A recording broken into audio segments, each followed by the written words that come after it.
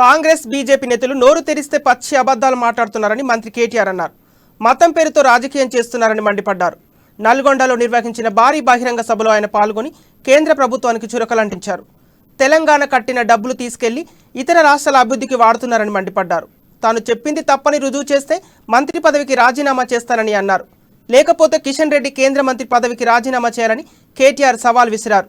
ఏడాదికి 2 కోట్ల ఉద్యోగాలు ఇస్తామన్న కేంద్ర ప్రభుత్వం కొత్త ఉద్యోగాల మాట పక్కన పెడితే ఉన్న వాటిని ఊడగొడుతున్నారని కేటీఆర్ విమర్శించారు.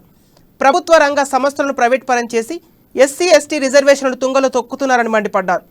3,68,000 కోట్ల రూపాయలతో ఇక్కడ ఉండే 4 సన్నాసి ఎంపీలు నోటికొచ్చినట్టు వాగుతా ఉంటారు. తెల్లారు లేస్తే ఎవరి సొమ్ముతో ఎవరు కులుకుతున్నారో కనీసం అవగాహన లేదు, ఇంగితం లేదు, కనీస విషయ పరిజ్ఞానం లేదు. నోటికొచ్చిన పనికిమాలిన వాగుడు వాగమంటే మాత్రం కేసీఆర్ గారి మీద దుర్భాషలాడడం, తెల్లారు లేస్తే బూతులు మాట్లాడడం, పనికిమాలిన పంచాయతీలు పెట్టే ప్రయత్నం చేయడం, మతం పేరుతో రాజకీయం చేయడం తప్ప తెలంగాణకు పనికొచ్చే ఒక్క పని చేసే ముఖం మాత్రం లేదు.